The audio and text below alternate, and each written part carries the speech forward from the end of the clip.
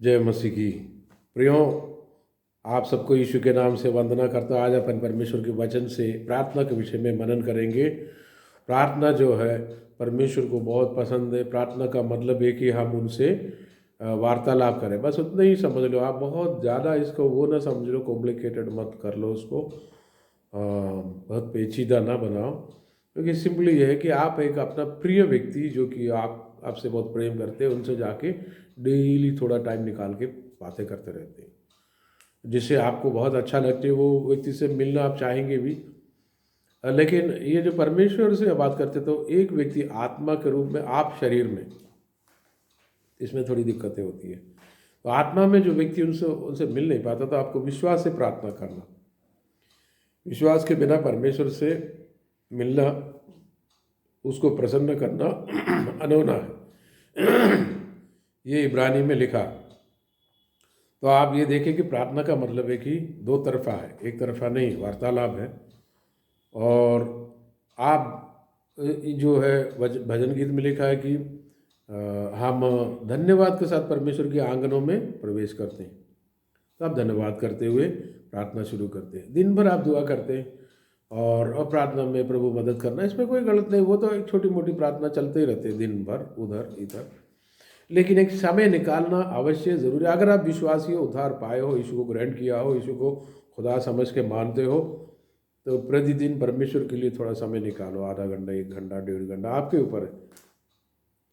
वो उस समय दूसरा काम ना हो सकता है रात के समय हो, सुबह का समय हो, जो भी आप अपना सहूलियत से निकालो और प्रभु से बात करना शुरू कर दें। तो उसमें ज़्यादा डिस्टर्बेंस ना हो, टेलीफोन करके ये करके दूसरों से मिले। तो वो टाइम आपको मालूम है, आप उसको टाइम निकालो। प्रतिदिन उनके सामने थोड़ा समय निकाल के प्रभु से मिलो, अपनी बातें उनको बताओ। प्रभु, आजकल मेरे दिल में थोड़ी निराशा आई है, क्या है, इसे मुझे बचाओ करके वो आप मांग सकते हैं। या तो प्रभु मेरे बच्चे की पढ़ाई में मदद करो, या तो प्रभु मेरे तबीयत ऐसा लग रहा है कि आपकी मार खाने से मैं चंगा हूँ, विश्वास करने में मदद करो, मुझे चंगा करो। इस तरह जो भी बातें रखें, लेकिन धन्यवाद के साथ। तुम्हारा हर एक निवेदन धन्यवाद के साथ प्रभु के सामने प्रस्तुत करें। तो प्रभु की शांति जो हमारा बुद्धि से परे हमारे दिलों में, मनों में राज करेगा। ये फिलिप्पी 4 में लिखा। मत्ती 7:7 में लिखा है कि मांगो तो दिया जाएगा, ढूंढो तो पाओगे, खटखड़ाओ तो खोला जाएगा। यानी प्रभु क्या सिखा रहा है हमको? प्रार्थना का 3 स्टेप है। मांगना, प्रभु से मांगना, बातें करके प्रार्थना में मांगना पहला स्टेप है। ढूंढना, उस विषय में, वचन में ढूंढो। और प्रभु जहाँ अगुवाई करता वहाँ, जैसे कि एक व्यक्ति ने नौकरी मांगा है, केवल प्रार्थना में सीमित नहीं है। वो प्रार्थना के समय प्रभु से मांगने के बाद ढूंढना, ये नौकरी कहाँ मिलता है, किसी से बात करो, किसी किताब में देखो, अखबार में देखो, जहाँ कोई किसी से फ़ोन करके पूछ लो कि भाई नौकरी कहाँ है, ये वाली नौकरी, इलेक्ट्रिशियन का नौकरी कहाँ है, फलाना बीकॉम किया है तो इसके लिए कहाँ मिले। किसी से बात तो करो, थोड़ा सर्च करना शुरू करो। और आखिर तीसरे स्टेप में खटखड़ाओ तो तुम्हारे लिए खोला जाएगा। और जहाँ पे जाने की बारी मिलता है तो जाओ, मिलो। या अपनी बेटी के लिए शादी के रिश्ता ढूंढ रहा, तो पहले प्रार्थना होती है, मांगो तो दिया जाएगा, प्रार्थना के बाद थोड़ा ढूंढो। तो ऐसा नहीं कि अधिकतर चीज़ें आपको घर बैठे बैठे सब आता, थोड़ा चेक करना पड़ता है, ढूंढना। और खटखड़ाओ, फाइनल उस डील में डील करना, वहाँ मिलना, स्टार्ट, फाइनल स्टेप। तो प्रभु हमको एक एक स्टेप सिखाया है। तो सब चीज़ें प्रार्थना से शुरू हो जाती है, हर चीज़ें प्रार्थना, मगर धन्यवाद से स्टार्ट हो जाता है। धन्यवाद प्रभु, क्योंकि धन्यवाद बताते कि मुझे आप पर भरोसा है, आप मेरे लिए सब कुछ करेंगे, आपके हाथों में मैं सुरक्षित हूँ, कोई विपत्ति मेरे डेरे के निकट नहीं आएगा, क्योंकि आप मेरा मालिक होने के नाते मुझे कोई घटी ना होगी। तो प्रतिदिन प्रार्थना की जो पॉइंट जो है, धन्यवाद के साथ शुरू करते हैं प्रियो। कई बार लोग थोड़ा टाइम प्रभु को दे देते हैं, कभी कभार उनमें से मिस्टेक ये है कि केवल कोई बीमारी, कोई दिक्कत, कोई परेशानी आए तभी दुआ करेंगे। ये आदत सही नहीं है। प्रतिदिन परमेश्वर से आपकी रिश्ता कायम रहे, बनी रहे। जिससे आप प्रेम करते हैं, उस व्यक्ति से मिलने के लिए आप बेताब हो जाते हैं कि उनसे जाके बात करो। बात उसी प्रकार प्रभु के लिए समय निकालो। चूँकि दिन भर हम प्रार्थना की छोटी छोटी शब्द बोलते रहते हैं, वो नहीं, थोड़ा समय अलग से निकाल के धन्यवाद के साथ उनके सामने पहुंच जाए और यीशु के नाम से प्रार्थना करें। मत्ती 6:9 में एक प्रार्थना होती है कि वो चेले लोग बोलते हैं कि प्रभु हमको प्रार्थना सिखा। देखो यूहन्ना बपतिस्मा देने वाले ने अपने चेलों को सिखा दिया, लोग रोज रटते रहते हैं, हमको भी सिखा। तो प्रभु ठीक है सुनो, हे हमारा पिता तू जो आसमान में है, तेरी नाम पाक माना जाए, तेरी बादशाहत आवे, ये सब बातें उसमें बताते हैं। तो कई लोग उस प्रार्थना को पकड़े हुए, उस प्रार्थना में अर्थ है क्योंकि प्रभु ने हमें सिखाया, लेकिन वो प्रार्थना के आखिरी लाइन नहीं है उसमें। क्यों? यीशु की मृत्यु और जी उठने की वो जो सैक्रिफाइस वाला एरिया पूरा नहीं हुआ। फाइनली वो प्रभु की मरने के एक दिन पहले प्रभु उसको भी बताते हैं, मेरे नाम से, ये यूहन्ना 14 अध्याय की 13 आयत में है, अब तक तुमने मेरे नाम से कुछ नहीं, मेरे नाम से मांगो वो दिया मैं दूंगा, मेरे नाम से हैं, जब तक तुम्हारी खुशी पूरी हो जाए मैं दूंगा। बहुत सी आयतें हैं उसमें, मेरे नाम से मांगो, अब तक तुमने मेरे नाम से कुछ नहीं मांगा, अब मांगो, मेरे नाम से मांगो, आस्क इन माय नेम। तो यीशु का नाम लेकर प्रार्थना करना बेहद ज़रूरी। पिता धन्यवाद हो, आप मुझे वरदान दे, आप मुझे, या तो कोई लोग मांगते हैं मुझे गाड़ी दे दे, आने जाने में दिक्कत हो रही है, ठीक है आपने गाड़ी मांग तो लिया। तो उस प्रार्थना में बोला, पिता आपको मालूम मेरी परिस्थिति, आप मुझे गाड़ी दे, मेरी तो पैसा जो नहीं है लेकिन आपके पास सब कुछ है, आप दे दीजिए, आपको धन्यवाद हो।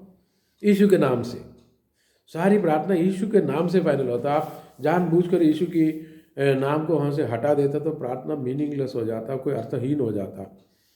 हो सकता है आप जल्दीबाजी में दुआ किया हो और आपने यीशु का नाम नहीं बोला, उसमें परमेश्वर आपको वो गलत नहीं ठहराता, क्योंकि आपने जल्दी बोला तो एकदम एक शब्द छूट गया, क्योंकि परमेश्वर हृदय को देखता। और कई बार अपन शब्द कितना भी मीठा सुंदर क्यों ना बोले, अगर हृदय से ही नहीं तो कहीं दुआ सुनता ही नहीं परमेश्वर। सामुएल नबी ने एक बार, प्रभु ने बोला ईशा के घर में जाके उसके एक बेटे को अभिषेक कर दे राजा के रूप में, और ये शाऊल के ऊपर से मेरा हृदय हट गया है करके फिर वो प्रार्थना करता है, फिर बोलते जाओ, बोले तो जाता है, और वहाँ एलियाब अमीनादाब वगैरह दिखता बड़े बड़े लड़के, तो उसको पकड़ के अभिषेक करने की वो सोचता है, आगे बढ़ता यही होगा। तो परमेश्वर उनको एक बार हो गया, बोला कि ये नहीं है, सेकंड टाइम दूसरे को भी पकड़ के अभिषेक करने के लिए अपने सींग से ऑयल पूरा भर के ले जाता है। लेकिन प्रभु बोलता कि देखो शमूएल, एक्चुअली परमेश्वर शमूएल को ज़्यादा डांटता नहीं है, लेकिन वहाँ पे डांटा, तू मनुष्य का चेहरा देख के अभिषेक करने जा रहा, मैं उसका हृदय को देखता हूँ। तो परमेश्वर प्रार्थना हृदय की कंडीशन से एक्सेप्ट कर लेते हैं, ठीक है।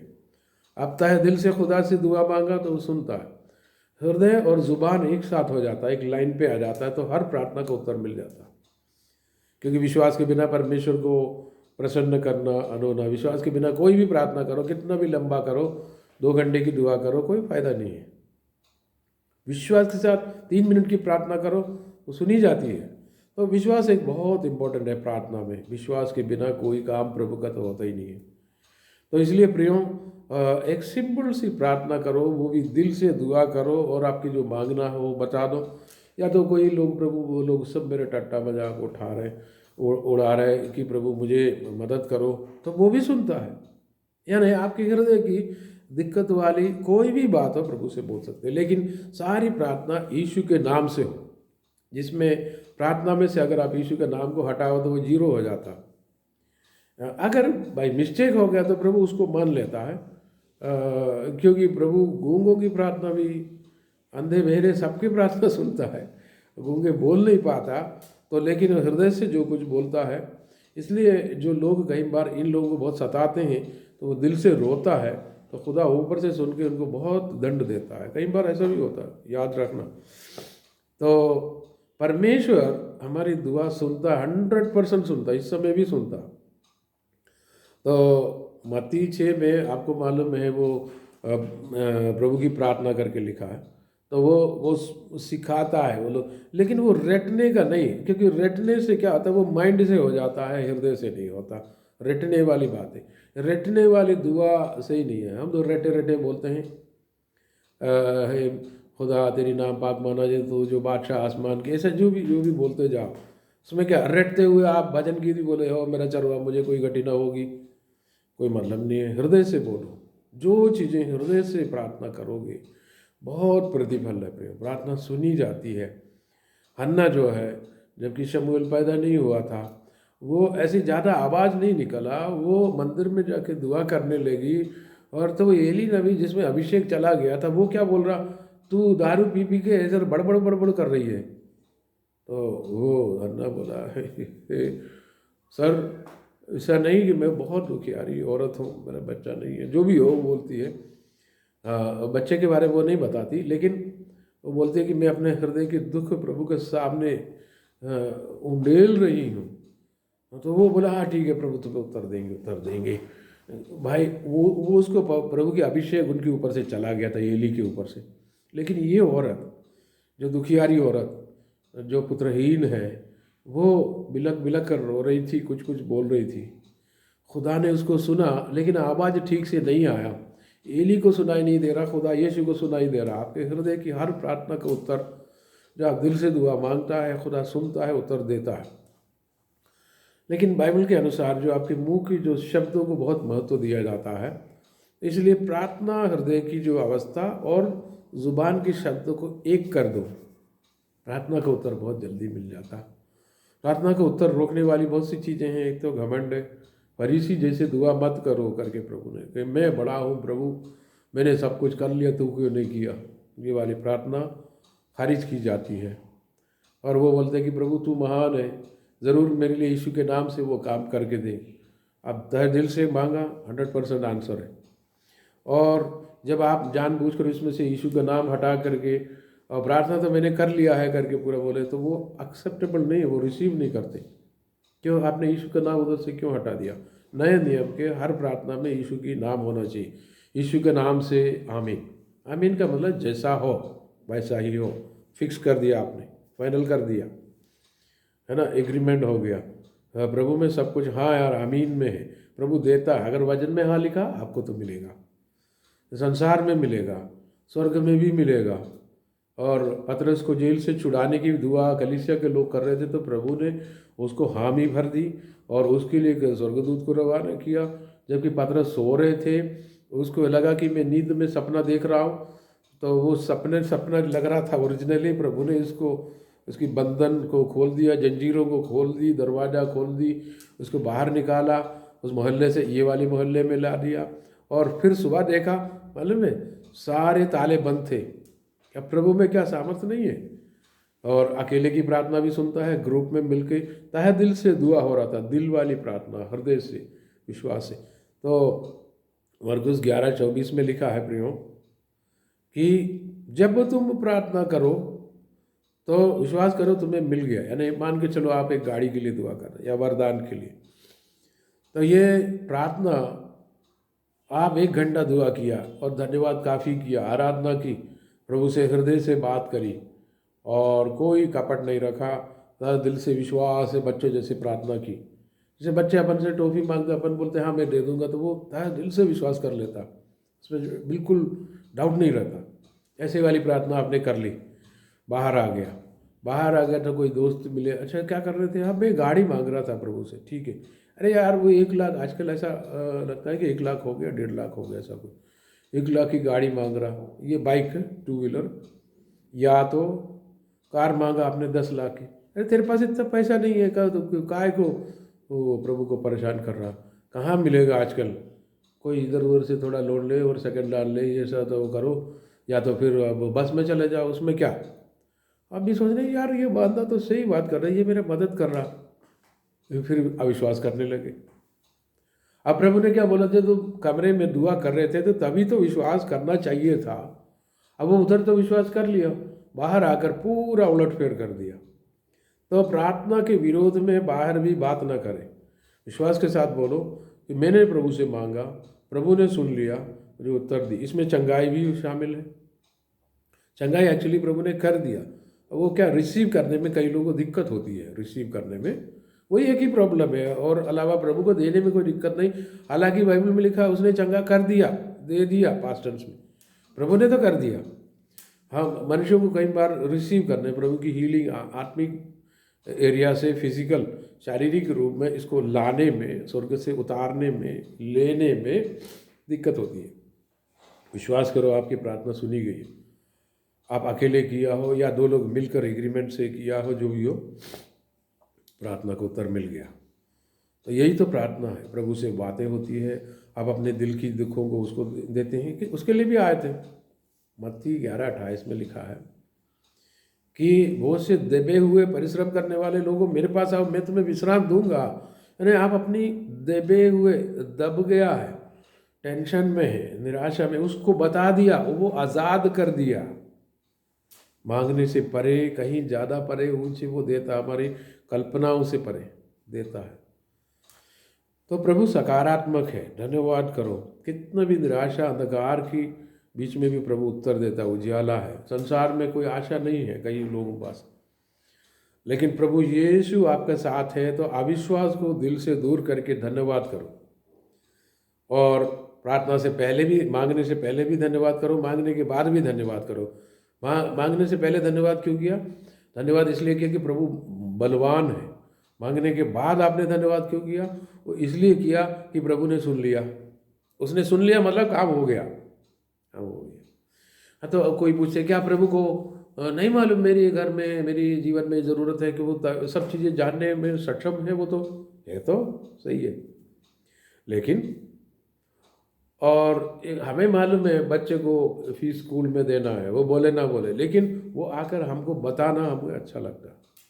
उसको पेंसिल चाहिए, कॉपी चाहिए, किताब चाहिए, जो भी हो, अगर बोले तो आप एक बच्चे के समान पिता के सामने अपनी रिक्वायरमेंट रख रहा, तो प्रभु जल्दी आंसर देता है। तो प्रार्थना में प्रभु को मालूम है, ये भी मालूम है ये 5 बजे मेरे पास आएगा दुआ मांगने, वो भी प्रभु को मालूम है। लेकिन आप, कई लोग प्रार्थना रोक दिया है। कई लोग सिर्फ बीमार हो तो जाके दुआ करेंगे, कि अपना केवल अपनी ज़रूरतों के लिए दुआ करना, कि वो सिस्टम ही छोड़ दे। मेरा प्यारे यीशु से मिलने में जाऊंगा रोज़। उत्पत्ति में क्या लिखा? रोज़ शाम के समय सूरज ढलते ही या शाम होने से पहले या 5 बजे, जो भी टाइम है, गर्मी थोड़ा तपन कम होते ही प्रभु टहलने आते, इनसे रोज़ मिलते थे कई दिनों तक। आदम, हवा। प्रभु चाहता था कि वो उधर से स्वर्ग से उतर कर आता, मैं इनसे बात करूं, मेरे बच्चों से बात करूं। क्या प्रभु के दिल में इतनी इच्छा आपसे बात करने की? उस इच्छा के अनुसार तहत आप दुआ करो। मेरे से मिलने के लिए बेताब, यानी कि बहुत इच्छा के साथ प्रभु आ रहा है, आके बैठा, मैं उनसे बातें करूं। कैसे हो प्रभु जी? आप अच्छे हो प्रभु जी? मेरे से मिलने आप आए हो, thank you, thank you. Actually प्रभु दिल में आ चुका है, लेकिन हमारा रवैया यह है कि मेरे से कृपा करने वाला प्रभु से मैं दुआ मांग रहा हूँ, धन्यवाद कर रहा हूँ, उनसे सुनता हूँ, मैं उनको बात करता हूँ उनसे, एक सीधा दिल से, जिसमें कपट नहीं, निष्कपट प्रार्थना में कर रहा हूँ। तो वो बहुत शांति की बात है, अनुग्रह के ऊपर अनुग्रह आएगा। तो ये प्रार्थना की सिंपल कारण है। प्रभु आपको अनुग्रह दे और परमेश्वर आपका साथ दे। आपकी हर एक प्रार्थना के उत्तर प्रभु देंगे, जो कोई सही है। जो वचन के अनुसार जो कुछ दुआ किया, मेरे वचन तुम में रहे, तुम मुझ में बना रहे, जो कुछ मांगो तुम्हें दिया जाएगा। प्रार्थना का उत्तर 100% है। नए साल में अब प्रार्थना में लगे रहो, प्रतिदिन थोड़ा समय परमेश्वर को दो। अगर एक दिन में बहुत कम समय दे रहा, 5 मिनट प्रार्थना करके दौड़ रहा हो, थोड़ा और समय बढ़ा दो। प्रभु के चरणों पर प्रतिदिन समय दो। इत्तेफाक से एक दिन यात्रा में थोड़ी सी समय कम होगी, कोई बात नहीं, अगला दिन तो आप मेकअप कर सकता है। लेकिन प्रभु आपको अनुग्रह दे, नए साल में बहुत सा अनुग्रह आपको मिले। प्रार्थना का सारा उत्तर इन दिनों में प्रभु देगा, क्योंकि ये साल प्रार्थना का उत्तर का समय है। खुदा बरकत दे, आमीन।